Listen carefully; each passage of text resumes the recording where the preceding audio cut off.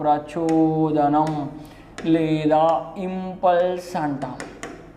Impulse అంటాం, ఇంగ్లీష్లో impulse అంటాం. ప్రచోదనం, మరి ప్రచోదనం అంటే ఏంటి? అతి తక్కువ కాలంలో అతి తక్కువ కాలంలో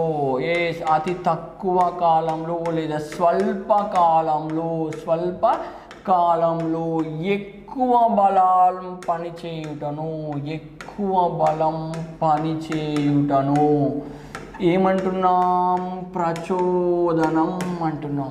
అతి తక్కువ లేదా స్వల్ప కాలంలో ఎక్కువ బలం పనిచేయుటను ఏమనాలి మనం? ప్రచోదనం అనాలి. ఇక్కడ ఏం చెప్తున్నా స్పెషల్గా? స్వల్ప కాలంలో తక్కువ సమయంలో ఎక్కువ బలాలు పనిచేయాలి. ఈ ఎక్కువ బలాలు పనిచేయుటను ఏమంటున్నాం? ప్రచోదనం అంటున్నాం. ఈ ప్రచోదనంను ఐ అనే సింబల్తో సూచిస్తాం. క్యాపిటల్ ఐ ఇంపల్స్ అంటున్నాం. I that is equal to F into delta T. Yes, I అంటే ఏంటి? ప్రచోదనం. ఎఫ్ అంటే ఏంటి? బలం. టీ అంటే ఏంటి? కాలంలో మార్పు. డెల్టా టీ అంటే కాలంలో మార్పు. ఎస్, ఎఫ్ అంటే బలం, డెల్టా టీ అంటే కాలంలో మార్పు. బలానికి ప్రమాణం ఏంటి? న్యూటన్. కాలానికి ప్రమాణం ఏంటి? సెకండ్. ఎస్, ఆల్రెడీ నేను బలానికి ఇంకొక ప్రమాణం అని కూడా చెప్పాను. ఏంది? డైన్. ఏంటి? డైన్. ఎస్, కాలానికి as it is second. Dyne సెకండ్గా మనం చెప్పవచ్చు. I that is equal to F into delta T. బలము ఇంటూ కాలంలో మార్పు. బలానికి ప్రమాణము న్యూటన్, కాలానికి ప్రమాణం సెకండ్. Newton second. అదేవిధంగా బలానికి ప్రమాణము డైన్, కాలానికి ప్రమాణం సెకండ్. డైన్ సెకండ్గా మనం చెప్పవచ్చు. ఎస్, ఏదైనా నీకు ఎగ్జామ్ పాయింట్ ఆఫ్ వ్యూలో ఇవ్వడానికి అవకాశం ఉన్న కాన్సెప్ట్ అండి. ఈ రెండు కూడా మనం గుర్తుంచుకోవాల్సిన అవసరం అనేది ఉంది. మరి ఎగ్జామ్ పాయింట్ ఆఫ్ వ్యూలో మేజర్గా స్కోప్ ఉన్న కాన్సెప్ట్ ఏంది? దీని యొక్క అప్లికేషన్స్ అనేవి మనకు మోస్ట్ ఇంపార్టెంట్ అండి. ఈ ప్రచోదనానికి సంబంధించిన అనువర్తనాలు అనేవి మనకు మోస్ట్ ఇంపార్టెంట్. ఈ అనువర్తనాల నుంచే మనకు ఎక్కువగా క్వశ్చన్ అనేది రావడానికి అవకాశం అనేది ఉంది. ఎస్, మనం ఇక్కడ ఫస్ట్ పాయింట్ మనం ఒకటి గమనిద్దాం. ఏంటి? జంపింగ్ పోటీలు జరిగినాయి. మేబీ లాంగ్ జంప్ కావచ్చు, హై జంప్ కావచ్చు. జంపింగ్ పోటీలు జరిగినప్పుడు ఏమవుతుంది? ఫర్ ఎగ్జాంపుల్ లాంగ్ జంప్ జరిగినప్పుడు ఏం చేస్తుంది? ఉరికి పరిగెత్తి ఏమవుతుంది? ఒక గుంతలో దునుకుతాం. అంటే ఆ గుంతలాగా చేసిన దాంట్లో ఏముంటుంది? ఇసుక అనేది పోసి ఉంచడం జరుగుతుంది. ఆ ఇసుకలో మనం ఏం చేస్తాం? దునకడం అనేది జరుగుతుంది. ఎస్, ఇసుక అయినా ఉంటుంది, నునుక పొట్టు అయినా ఉంటుంది. ఎందుకు ఇసుక ఉంటుంది? ఎందుకు నునుక పొట్టు ఉంటుంది? ఎస్, మరి ఈ జంపింగ్ మేబీ లాంగ్ జంప్ జరిగినప్పుడు లేదా హై జంప్ జరిగినప్పుడు ఎక్కడెక్కడ ఏమి ఉంచుతారు వాళ్ళు? ఇసుక అయినా ఉంచుతారు, లేదా నునుక పొట్టు అయినా ఉంచుతారు. నునుక పొట్టు అయినా ఉంచుతారు, లేదా స్పంజి అయినా ఉంచుతారు. ఏముంచుతారు? స్పంజి అయినా ఉంచుతారు.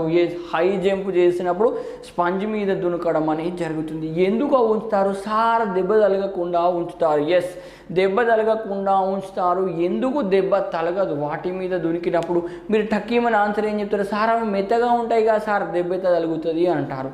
ఓకే, ఫర్ ఎగ్జాంపుల్ మీరు లాంగ్ జంప్ చేస్తున్నారు లేదా హై జంప్ చేస్తున్నప్పుడు ఇక్కడ చూపిస్తున్న ఇసుక లేదు, మరియు నునుక పొట్టు లేదు, స్పంజి అనేవి మూడు లేదు. ఒక నేలపైనే దునుకుతున్నారు. నేలపైన దునుకుతే ఏమవుతాయి? గాయాలు అవుతాయి, దెబ్బలు అనేవి తగులుతాయి, లేదా చేతులు కాళ్ళు అనేవి విరిగిపోవడానికి అవకాశం అనేది ఉంటుంది. మరి ఎందుకు ఈ సిచ్యువేషన్లో చేతులు కాళ్ళు విరిగిపోతున్నాయి? ఇక్కడ ప్రచోదన ప్రభావం ఎక్కువగా ఉంది. ఏం ఎక్కువ ఉంది? ప్రచోదన ప్రభావం అనేది ఎక్కువగా ఉంది. ఎస్, ఎప్పుడైతే ఈ లాంగ్ జంప్ కానీ హై జంప్ కానీ చేసినప్పుడు ఇసుకలో కానీ స్పంజ్ మీద కానీ నునుక పొట్టు మీద కానీ దునికినప్పుడు ఏమవుతుంది? కాల పరిమితి పెరుగుతుంది. కాల పరిమితి పెరిగితే ప్రచోదన ప్రభావం తగ్గుతుంది. ఏమవుతుంది? కాల పరిమితి పెరగడం వల్ల ప్రచోదన ప్రభావం అనేది తగ్గుతుంది. మోస్ట్ ఇంపార్టెంట్ ఈ కాన్సెప్ట్లో మేజర్గా మీరు గుర్తుపెట్టుకోవాల్సింది ఈ పాయింట్ ఏనండి. కాల పరిమితి పెరిగితే కాల పరిమితి పెరిగితే కాల పరిమితి పెరిగితే ప్రచోదన ప్రభావం తగ్గును. ప్రచోదన ప్రభావం తగ్గును. అందరు రాసుకోవాలండి ఈ పాయింట్, మోస్ట్ ఇంపార్టెంట్. ఈ కాన్సెప్ట్ని మొత్తం కూడా ఈ ఒక పాయింటే మనకు క్లియర్ చేస్తుంది. కాల పరిమితి పెరిగితే ప్రచోదన ప్రభావం తగ్గును. మరి అదేవిధంగా కాల పరిమితి తగ్గితే, ఫర్ ఎగ్జాంపుల్ కాల పరిమితి తగ్గితే ఏమవుతుంది? ప్రచోదన ప్రభావం పెరుగును. ప్రచోదన ప్రభావం పెరుగును. Most important. ఈ పాయింట్ని క్లియర్గా నోట్ చేసుకోండి. కాల పరిమితి పెరిగితే ప్రచోదన ప్రభావం తగ్గుతుంది. కాల పరిమితి తగ్గితే ప్రచోదన ప్రభావం ఏమవుతుంది? పెరుగుతుంది. నీవు ఇసుకలో దూకినప్పుడు కాల పరిమితి పెరుగుతుంది. కాల పరిమితి పెరిగితే ప్రచోదన ప్రభావం తగ్గును. అప్పుడు నీకు ఎలాంటి పెయిన్స్ అనేవి రావు. ఒకవేళ ఇసుక లేదు, నేలపైనే దునికినాం అనుకుందాం, కాల పరిమితి తగ్గిపోయి ప్రచోదన ప్రభావం పెరుగుతుంది. ఇక్కడ ప్రచోదన ప్రభావం పెరగడం వల్ల నీ కాళ్ళు చేతులు ఏమైపోతాయి? గాయాలవుతాయి. నీ కాళ్ళు చేతులు ఏమైపోతాయి? గాయాలవుతాయి. ఆ విషయం గుర్తుపెట్టుకోవాలి. అందుకోసమే జంపింగ్ పోటీలో ఇసుక కానీ, నునక పొట్టు కానీ, స్పంజ్ లాంటి పదార్థాలను ఉపయోగిస్తారు. ఇది ఏ ప్రక్రియపై ఆధారపడుతుంది? ప్రచోదన ప్రక్రియపై ఆధారపడుతుంది. ఫస్ట్ పాయింట్ గుర్తుపెట్టుకోండి. సెకండ్ వన్, క్రికెట్ ఆట ఆడేటప్పుడు క్రికెట్ ఆట ఆడేటప్పుడు క్యాచ్లు పడుతూ ఉంటాం. క్రికెట్ ఆడేటప్పుడు క్యాచ్లు పడుతూ ఉంటాం. క్యాచ్ పట్టుకునేటప్పుడు చేతులు వెనకకు లాగుతాం. చేతులను ఏం చేస్తామండి? వెనకకు లాగుతాం. మీరు ఎప్పుడైనా గమనించండి, వికెట్ కీపర్ కానీ, స్లిప్లో ఫీల్డింగ్ చేసే ఫీల్డర్లు కానీ టక్కుమన వచ్చే క్యాచ్ను పట్టుకునేటప్పుడు ఏం చేస్తారు? కొంచెం చేతులను వెనకకు లాగుతారు. ఎందుకు చేతులను వెనకకు లాగుతారు? చేతులను వెనకకు లాగడం వల్ల కాల పరిమితి పెరుగుతుంది, ప్రచోదన ప్రభావం తగ్గుతుంది. అందుకోసం వాళ్ళ చేతికి ఏం నొప్పులు కావు, గాయాలు కావు. ఒక్కొక్కసారి సడన్గా ఏమైపోతుంది? చేతులు వెనుకకనే లోపే బాల్ వచ్చి ఫింగర్స్కి తగులుతూ ఉంటుంది. అప్పుడు వాళ్ళకు చాలా పెయిన్ వస్తుంది, లేదా గాయం అనేది అవుతుంది. ఎందుకోసం? కాల పరిమితి తక్కువగా ఉండడం వల్ల ప్రచోదన ప్రభావం పెరిగి గాయాలు అనేవి కావడానికి అవకాశం అనేది ఉంది. అందుకోసమే క్రికెట్ ఆడేటప్పుడు, క్యాచులు పట్టుకునేటప్పుడు చేతులను ఏం చేస్తామండి? చేతులను వెనకకు లాగుతాము. ఎందుకు వెనకకు లాగుతున్నాం? కాల పరిమితిని పెంచుతున్నాం, ప్రచోదన ప్రభావాన్ని తగ్గిస్తున్నాం. ఇది దీనికి సంబంధించిన సెకండ్ పాయింట్ అండి. థర్డ్ పాయింట్, పార్సల్స్ పంపేటప్పుడు మనకు ఫ్లిప్కార్ట్లో కానీ, అమెజాన్లో కానీ డైలీ మనం ఎన్నో ఆర్డర్ చేస్తూ ఉంటాం. ఆర్డర్ చేసినప్పుడు ఆ వస్తువులు వస్తాయి. వచ్చినప్పుడు ఏమవుతుంది? అట్ట బాక్స్ ఓపెన్ చేయగానే లోపల థర్మాకోల్ అయినా ఉంటుంది. థర్మాకోల్ కాకుండా కొంచెం ప్లాస్టిక్ కవర్లు, బబుల్స్ ఉంటాయి, చిన్న చిన్న బబుల్స్ ఉంటాయి. ఆ బబుల్స్ అన్నీ కూడా చుట్టి అనేవి ఉంటాయి. మరి థర్మాకోల్ కానీ, బబుల్స్ కానీ చుట్టి ఉంటాయి. లేదా కొన్ని వస్తువులు వచ్చినప్పుడు గడ్డి కానీ, నునక పొట్టు కానీ పెట్టడం అనేది జరుగుతుంది. లేకపోతే న్యూస్ పేపర్లు ఎక్కువగా చుట్టి అనేవి వస్తాయి. ఎందుకు ఆ విధంగా పంపిస్తారు? సార్ గదేముంది సార్, డ్యామేజ్ కాకుండా చుట్టి పంపిస్తారు. డ్యామేజ్ కాకుండానే చుట్టి పంపుతారు. ఎందుకు డ్యామేజ్ కావట్లేదు? అవి పెట్టడం వల్ల. కాగితాలు చుట్టడం వల్ల, లేదా ప్లాస్టిక్ కవర్ బబుల్స్ ఉన్నది చుట్టడం వల్ల, లేదా థర్మాకోల్ పెట్టడం వల్ల, లేదా కాటన్ పెట్టడం వల్ల, లేదా నునక పొట్టు పెట్టి పంపడం వల్ల ఏమవుతుంది? కాల పరిమితి పెరుగుతుంది. ఏ పరిమితి పెరుగుతుంది? కాల పరిమితి పెరుగుతుంది. ప్రచోదన ప్రభావం అనేది తగ్గుతుంది. అందుకోసమే గ్లాస్ మెటీరియల్స్ కావచ్చు, మట్టి పాత్రలు కావచ్చు, కుండలు కావచ్చు, మన మొబైల్ ఫోన్స్ కావచ్చు, లేదా వేరే ఇతర పరికరాలు కావచ్చు, ట్రాన్స్పోర్ట్ చేసేటప్పుడు అలాంటి పదార్థాలను ఉపయోగించి పంపుతారు. దానివల్ల కాల పరిమితి పెరిగి ప్రచోదన ప్రభావం తగ్గును. దానివల్ల ఎటువంటి డ్యామేజ్ అనేది జరగదండి. ఆ విషయం కూడా మనం క్లియర్గా గుర్తుపెట్టుకోవాలి. ఫోర్త్ పాయింట్ ఏంటంటే, మన బండికి షాక్ అబ్జర్వర్లు అనేవి ఉంటాయి. ఏముంటాయి? షాక్ అబ్జర్వర్లు అనేవి ఉంటాయి. ఈ షాక్ అబ్జర్వర్లు ఉండడం వల్ల ఏమవుతుంది? గతుకులుగా ఉన్న రోడ్లలో, లొందలుగా ఉన్న రోడ్లలో వెళ్ళినప్పుడు ఏమవుతుంది? బండి అనేది కొంచెం పైకి కిందికి అవుతుంది, కానీ మనకు ఎలాంటి ఇబ్బంది అనేది కాదు. ఎందుకోసం ఇబ్బంది కాదు, షాక్ అబ్జర్వర్లలో స్ప్రింగ్ అనేది ఉంటుంది.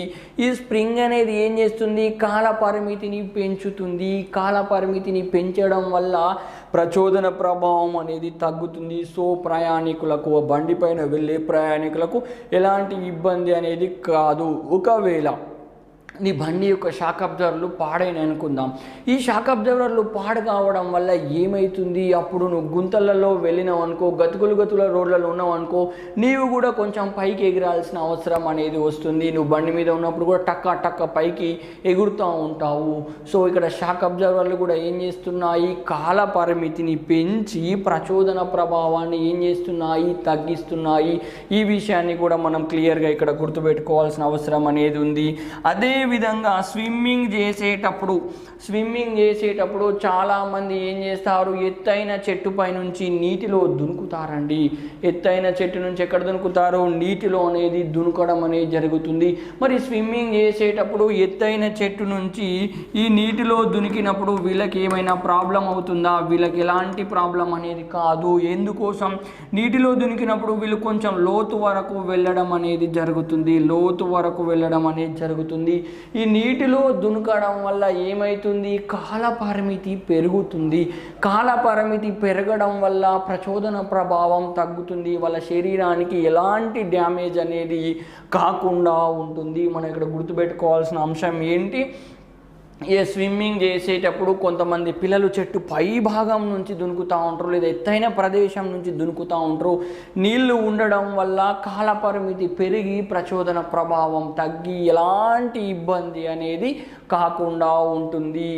ఈ విషయాన్ని గుర్తుపెట్టుకోవాలి. ఫర్ ఎగ్జాంపుల్, నువ్వు స్విమ్మింగ్ పూల్లో దునికేటప్పుడు స్విమ్మింగ్ పూల్లో నీళ్లు లేవండి. ఈ స్విమ్మింగ్ పూల్లో నీళ్లు లేకుండా నువ్వు పై భాగం నుంచి దునికితే ఏమవుతుంది, కాళ్ళు చేతులు మొత్తం విరిగిపోతాయి.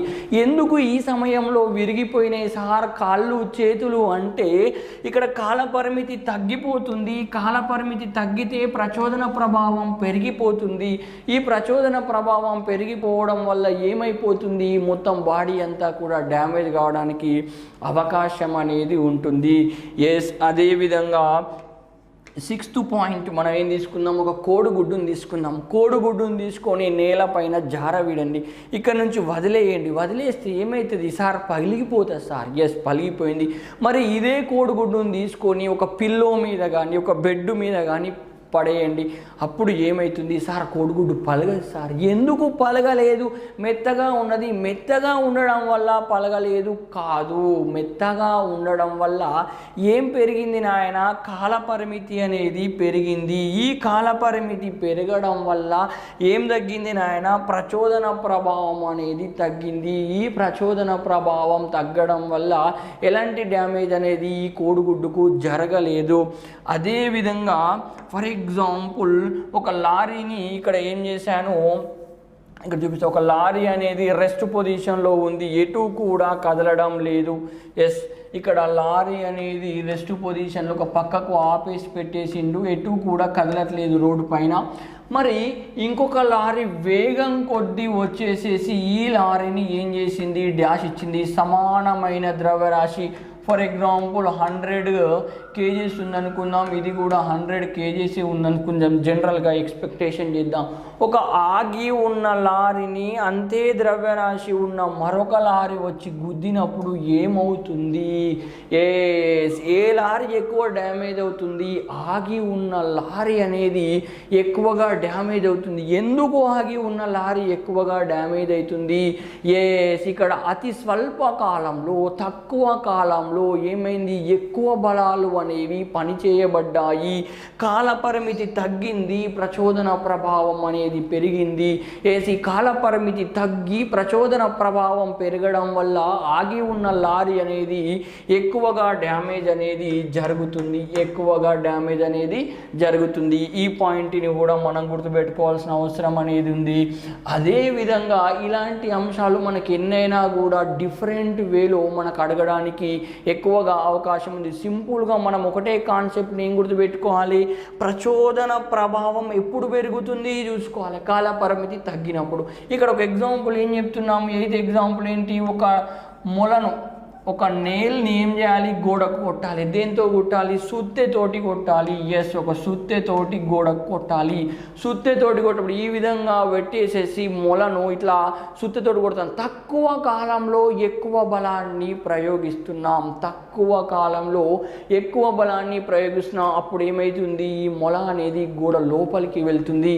ఏం చెప్తున్నా, ఇక్కడ తక్కువ కాలంలో ఎక్కువ బలాన్ని ప్రయోగించిన ఈ మొల ఏమైపోయింది, గోడ లోపలికి వెళ్ళిపోయింది. స్వల్పకాలంలో ఎక్కువ బలాలు అంటే కాల పరిమితి తగ్గింది, ప్రచోదన ప్రభావం పెరిగింది. అప్పుడు ఏమవుతుంది, ఎక్కువగా బలాలు ప్రయోగించబడి ఈ మొల అనేది తొందరగా గోడలోనికి వెళ్ళింది. ఇది కూడా దేనికి సంబంధించిన అంశం అండి, ప్రచోదనానికి సంబంధించిన అంశము. నేను ఇక్కడ చెప్పిన డిఫరెంట్ కైండ్స్ ఆఫ్ ఎగ్జాంపుల్సే కాకుండా ఏ ఎగ్జాంపుల్ అయినా ఎగ్జామినేషన్ ఓరియంటెడ్లో మనకి ఇవ్వడానికి అవకాశం అనేది ఉంది.